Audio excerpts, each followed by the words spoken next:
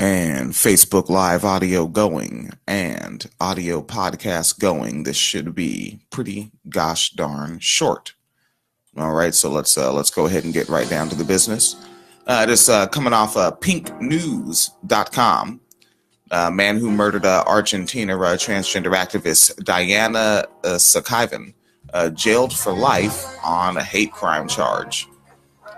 All right, Phoenix Calida linked me to this, and then it also came up in my my news.google feed.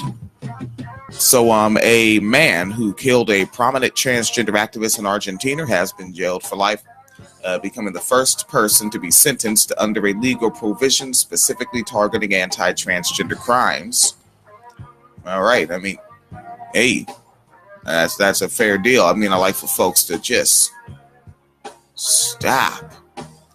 You know, that's been bugging me. Like, you know, way back when I first started the program. I think the first trans rights, trans lives stories I covered were international, because I got most of my news from atheist spaces, so they would never cover anything unless it was about going after religious folks. So like the first trans rights stories I covered on the podcast were like theocratic Muslim countries that were targeting transgender folks.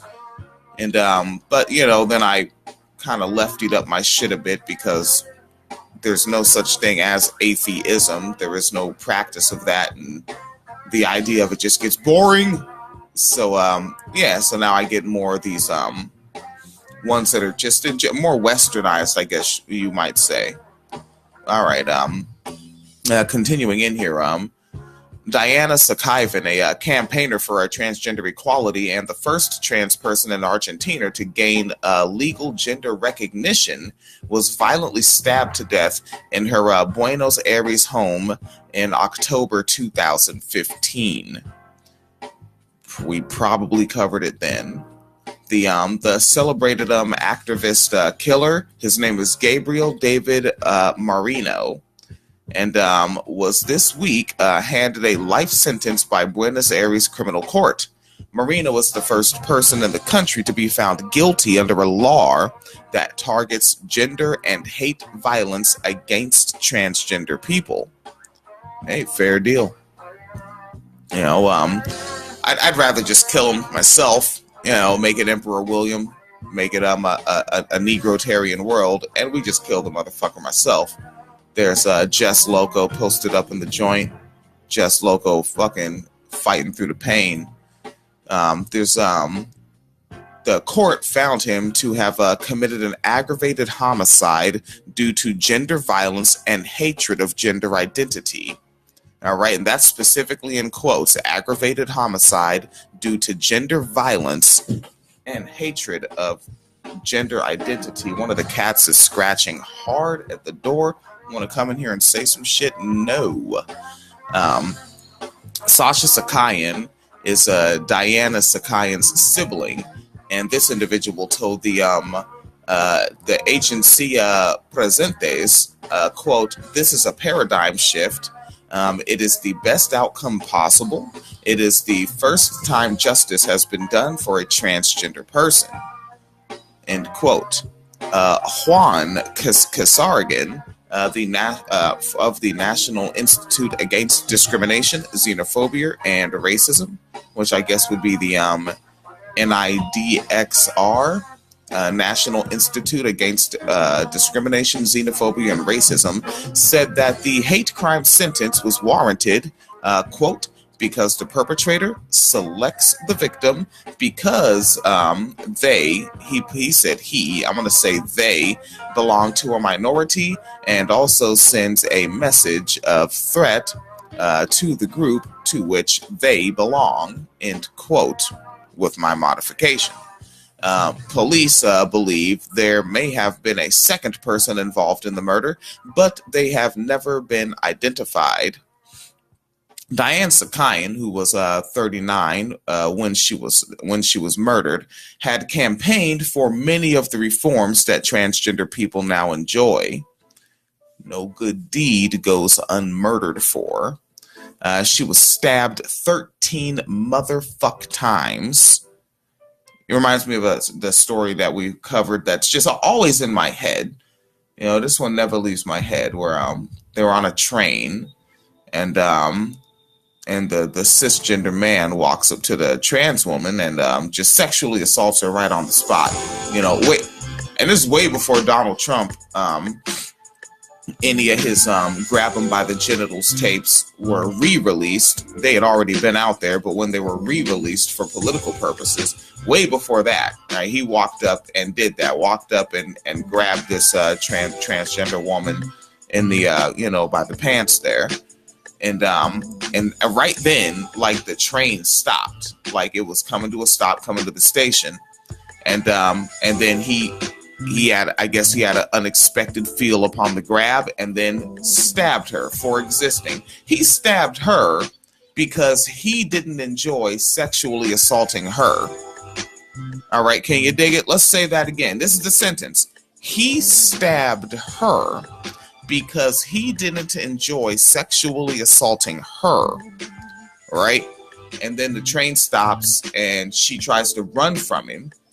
And this is the end of her life, right? This is how she's murdered. Stabbed after being sexually assaulted, and then tries to run from this individual, but can't run fast enough, gets caught and stabbed to death in the station. It's fucking terrible, man. And that story's always in my head. Continuing with this article off pinknews.co.uk. Stabbed 13 times, the autopsy revealed, and her 2015 murder sparked outcry from the country's trans community, who face an extremely high murder rate. There was that one video that we definitely had the trigger warning for, where motherfuckers were just like quite literally just on camera beating a trans woman to death. And then before she didn't beat her to death right there on video, but like she was down. And then they like just threw her in like a container attached to a vehicle and dragged her off. Sacayán was well respected in her home country for her work with LGBT rights, with the LGBT rights group called Movimiento Antidiscriminatorio. Okay, Movimiento Antidiscriminatorio de Liberación. So obviously the movement of anti-discrimination for liberation. Movimiento Antidiscriminatorio de Liberación. Take a look at the chat room, of which there is no chat because it is 3:39 a.m. CST. All right, so she was a member of that group, and their role as an alternate representative of the Trans Secretariat on the board of ILGA. Excuse me. The International Lesbian, Gay, Bisexual, Trans, and Intersex Association.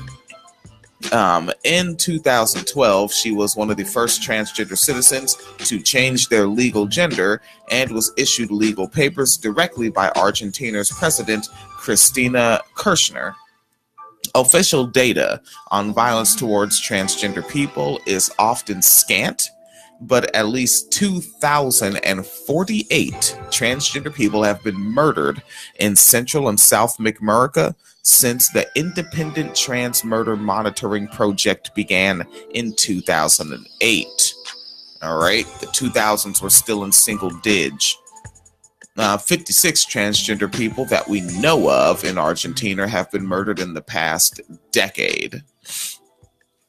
All right, so that's what's going on there.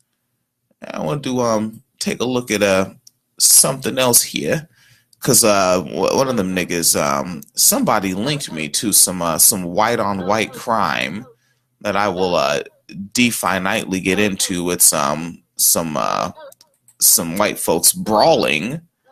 And then there's also we might cover it if we get to do our evening wine cellar. A young man has declared that feminism has ruined millennials' sex lives. And then there's a page called U.S. Police Officers, which is all just a bow down to authority worship page. It's really creepy. And they have a picture of a little white gal hitting a piñata that is like basically dressed up to be like a member of ICE. And they're like, oh, this is disgusting and depraved. I'll tell you what. And I left a comment in the post just saying, well, let the family investigate themselves and see if there was any wrongdoing. Right? Right. Skibby flibby jibby doo. Oh, and then counter racist evolving engineer. They made content after the clickbait one that we mentioned yesterday. And the content wasn't really hitting. So they just went right back to saying that, remember, black men only critique Obama because we just really wish that we were with Michelle. All right, now this is the post.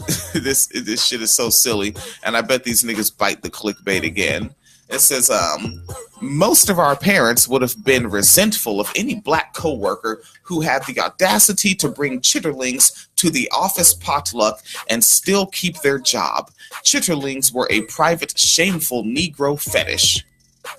No, nigga, those were fucking slave rations that a lot of niggas just kept eating because it just got used to the fucking taste down generations, and ideologically shit became considered soul food.